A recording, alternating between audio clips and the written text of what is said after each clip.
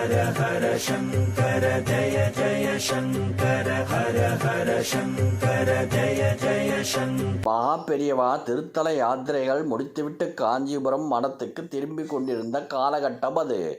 பரமாச்சாரியார் மேல் தூய்மையான பக்தியுடைய பக்தர்கள் பல மாத இடைவெளிக்கு பிறகு அவரை தரிசிக்க வந்திருந்தார்கள். பெரும் கூட்டம் கூடியிருந்தது.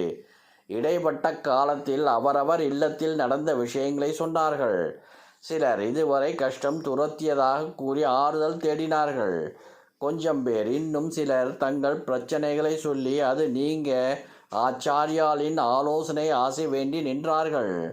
அந்த சமயத்தில் இளம் வயது பெண் ஒருத்தி தன் பெற்றோரோடு வரிசையில் வந்து கொண்டிருந்தாள். அந்த குடும்பத்தினர் முகத்தில் ஏதோ ஒரு சோகம் ஒட்டி கொண்டிருந்தது. மகா பெரியவாளின் பார்வைப்படும் இடத்துக்கு அவர்கள் வந்து கொண்டிருந்த சமயம் திடீரென்று தன் அருகே இருந்த அணுக்கு தொண்டரை அழைத்தார் மகா பெரியவா.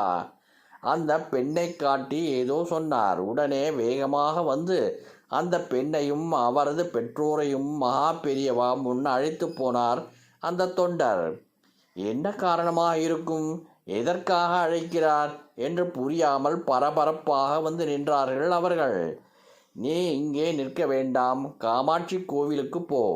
முதல்ல அவளுக்கு ஒரு அர்ச்சனை பண்ணிட்டு அப்புறம் இங்கே வா, அந்த பெண்ணை பார்த்து சொன்னார் மகா பெரியவா. ஏன் எதற்கு என்று புரியாவிட்டாலும் பெரியவா வார்த்தைக்கு மறுப்பியது. உடனே அவர்கள் அங்கே இருந்து புறப்பட, நீங்கள் எங்கே போகிறீர்கள், அவள் மட்டும் போய்விட்டு வரட்டும், நீங்கள் இங்கேயே இருங்கள், அந்த பெண்ணின் பெற்றோரிடம் சொன்னார் மகா பெரியவா. அதைத் தொடர்ந்து அந்த பெண்ணும் புறப்பட்டாள். 2 மணி நேரம் கழித்திருக்கும்.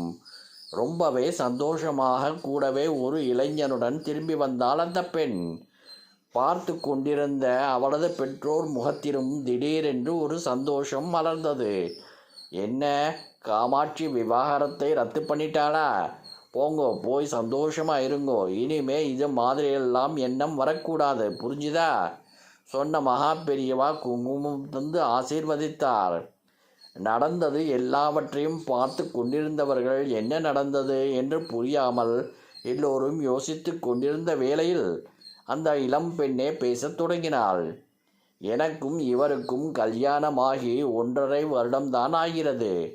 இதற்குள் ஏகப்பட்ட ஈகோ பிரச்சனைகள், இனிமேல் சரிபட்டு வராது என்று 6 மாதம் முன்பு விவாகரத்துக்கு விண்ணப்பம் செய்தோம். நாளைக்குத்தான் தீர்ப்பு, அநேகமாக விவாகரத்து கிடைத்துவிடும் என்று வக்கீல் சொல்லிவிட்டார். மனதுக்குள் ஒரே அழுத்தம். அதான் மகா பெரியவாளை தரிசனம் செய்ய வந்தோம். இங்கே வந்ததும் அவர் காமாட்சி கோவிலுக்கு போக சொன்னது ஏன் என்றெல்லாம் தெரியாது. நானும் அங்கே போய் அர்ச்சனை தட்டு வாங்கி கொண்டு சன்னதியில் கொடுத்துவிட்டு நின்றேன்.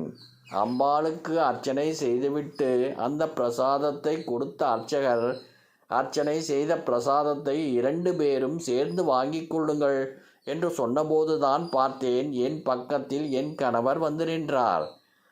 மனது சரியில்லை என்று கோவிலுக்கு வந்தாராம். வந்த இடத்தில்தான் தற்செயலாக இது நடந்திருக்கிறது.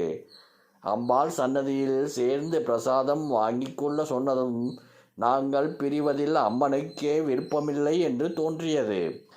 கோவில் வளாகத்திலேயே உட்கார்ந்து இருவரும் மனம் விட்டு பேசியதில் விவாகரத்தே தேவையில்லை, சேர்ந்து வாழ்வதுதான் சந்தோஷம் என்பதை புரிந்து கொண்டு விட்டோம். இதோ நாங்கள் சேர்ந்து வந்து ஆச்சாரியாரிடம் ஆசி வாங்கி கொண்டு விட்டோம். சொன்னவள் சந்தோஷமாக கணவருடன் பெற்றோருடன் புறப்பட்டாள். 2 மணி நேரம் முன்னால் வரை 2ஆக பிரிய இருந்த அவர்களது வாழ்க்கை தன் பார்வைப்பட்ட 2 நிமிடத்தில் அனைத்தும் வைத்திட்ட மகா பெரியவாளின் மகிமையை புரிந்து கொண்ட பக்தர்கள் அந்த பரமேஸ்வரின் அம்சமாகவே அவரை பார்த்து பரவசத்தில் ஆழ்ந்தார்கள். ஹர ஹர சங்கர ஜய ஜய சங்கர ஹர ஹர சங்கர ஜய ஜய சங்கர.